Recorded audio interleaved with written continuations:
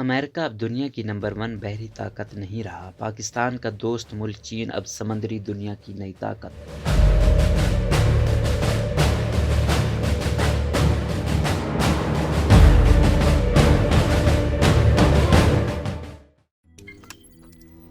روزنامہ قدرت کی ویڈیو دیکھنے کے لیے ابھی یوٹیوب چینل پر سبسکرائب کریں اور بیل آئیکن پر بھی کلک کریں۔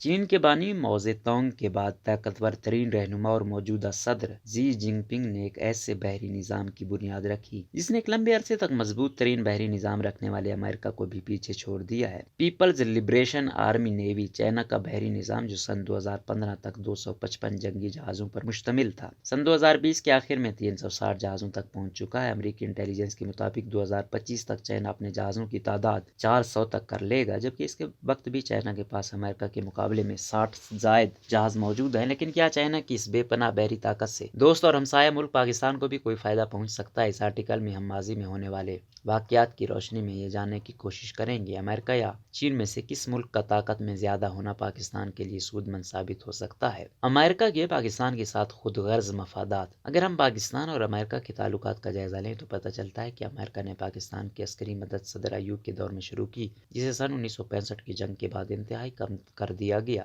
جبکہ 1971 کی بھارت سے جنگ کے بعد سے لے کر 79 تک جب تک بنگلہ دیش ایک علیحدہ ملک نہ بن گیا، پاکستان کو برائے نام ہی امریکی امداد ملی۔ یہ وہ وقت تھا جب پاکستان کو اپنی بقا کے لیے کسی مضبوط اور طاقتور دوست ملک کے سہارے کی سب سے زیادہ ضرورت تھی۔ لیکن امریکہ نے پاکستان سے دوستی سے زیادہ ہمیشہ اپنے سیاسی مفادات کو اہمیت دی، جبکہ دوسری طرف 1990 میں عراق نے کویت پر حملہ کیا تو 5 ماہ بعد ہی امریکہ نے محض 40 دن کے اندر کویت سے عراقی فوج کا خاتمہ کر دیا ہے۔ نہ صرف اتنا بلکہ اس کے بعد صدام حسین کی گرفتاری اور پھانسی تک امریکہ نے عراق کا پیچھا نہیں چھوڑا۔ پاکستان کے ساتھ امریکہ کے تعلقات دوبارہ اس وقت بحال ہوئے جب پاکستان نے افغانستان میں سوویت یونین کے خلاف جہادی کارروائیاں شروع کی۔ اس کے علاوہ امریکہ نے پاکستان کی عسکری امداد روک کر جوہری پروگرام روکنے کی ہر ممکن کوشش کی، جس سے امریکہ کا مفاد پرست چہرہ پاکستان کے سامنے آشکار ہو گیا۔ بھارت چین سرد تعلقات پاکستان کے لیے سود مند ثابت ہو سکتے ہیں۔ اگر چین کے ساتھ پاکستان کے تعلقات دیکھے جائیں تو یہ ہمیشہ مثالی رہے ہیں۔ پاکستان نے ہر موقع پر چین کا ساتھ دیا اور چین نے بھی ضرورت پڑنے پر پاکستان کی ہر طرح مدد کی ہے۔ 1960 کی بھارت سے جنگ کے دوران چین کی جانب سے پاکستان کو کافی مدد دی گئی۔ اس کے علاوہ 2005 اور 2010 میں سیلاب اور زلزلے کی آفتوں سے نمٹنے کے لیے بھی چین نے پاکستان کو $247 ملین